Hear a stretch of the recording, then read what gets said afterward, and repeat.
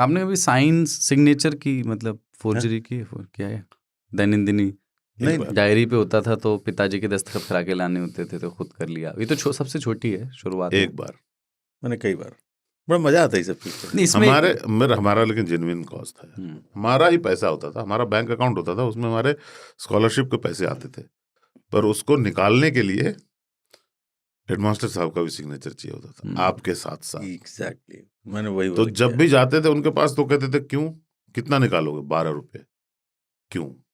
तो क्यों का जवाब आपने ढूंढ लिया, साइन नहीं, मैं तुमको दे देता हूँ, तुम्हारे पिताजी से ले लूंगा। ठीक है, तो ये होता था यार, डबल कमाई हो जाती होगी आपकी। हाँ, 12 रुपये में तो पूरा भर के गया हूँ। नहीं, छात्रवृत्ति बोलते थे ना उसको। तो एक बार मैंने डिसीजन लिया कि इनको तकलीफ नहीं देंगे, अब नहीं होगा। इनका एहसान भी नहीं चाहिए। पैसे खत्म हो चुके थे और मैंने 50 रुपये लिख के अपना सिग्नेचर किया और उनका भी किया, और बहुत ही दृढ़ निश्चय करके भारतीय डाक के दफ्तर में गया। डाक वो पोस्ट ऑफिस का, पोस्ट ऑफिस का सफल ही रहा होगा, वहां जाके दिया और उन्होंने वो चेहरे पे दे देते पहले साइन उन्होंने किए, देखा और 50 रुपये दे दिए। तबीयत हर बम बम। तो ये लगा कि अब कुछ किया जा सकता है और उसके बाद से अपन आत्मनिर्भर हो गए। उनको कोई परेशानी नहीं, कोई उधार नहीं चाहिए, पिताजी क्यों पैसे देंगे। फिर जैसा होता है हर ऐसे मामले में, उनको पता चल गया कि पैसे निकाले जा रहे हैं।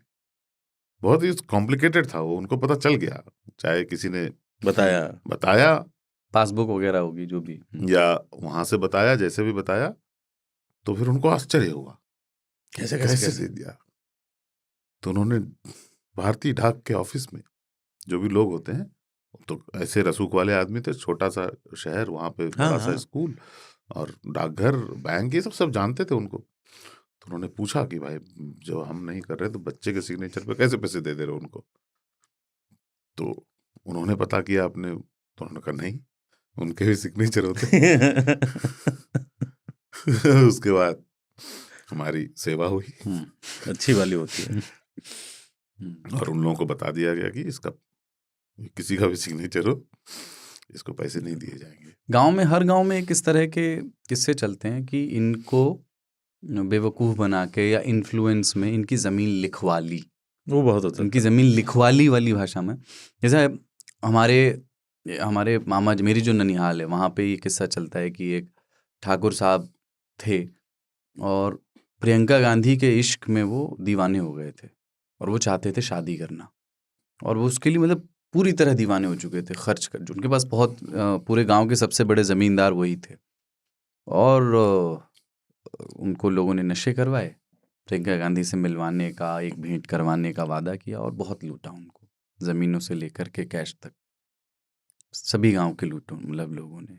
मेरा साइन का था कि मेरे बापू ना MAK, यही साइन नहीं था उनका, MAK, कोई घुमा के सिंपल सा था, तो सिंपल सा था तो बहुत सिंपल भी था हमारे लिए MAK लिखना वो था।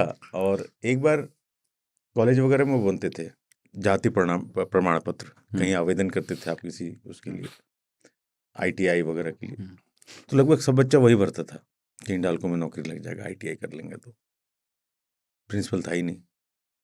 अब जब तक प्रिंसिपल का ठप्पा और सिग्नेचर नहीं लगे वो तहसील से मिलेगा ही नहीं।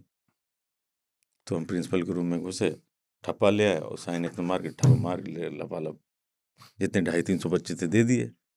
हम भी वो, तो प्रिंसिपल आए, उनको पता चला कि साला ये कैसे हो सकता है, तो बुलाया, बोले खान तुमने जो किया तुम्हें पता है, तुम्हें पुलिस केस हो जाएंगे, फिर आप कहाँ बचेंगे, लोकल हम है ना।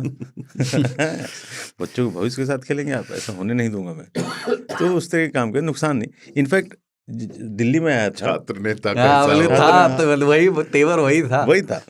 तो दिल्ली में स्थानीय है हम, उनको बताया कि आप बाहरी हैं, बच जाएंगे क्या आप, तो वो भी डर गए कि हाँ बात तो सही कह रहा है, 2 मिनट में आ जाओगे, तो हम छात्र नेता हैं, अभी 2 यूनिवर्सिटी 500 लड़के आ जाएंगे यहाँ पे, आपको उठा के ले आएंगे, पता नहीं चलेगा।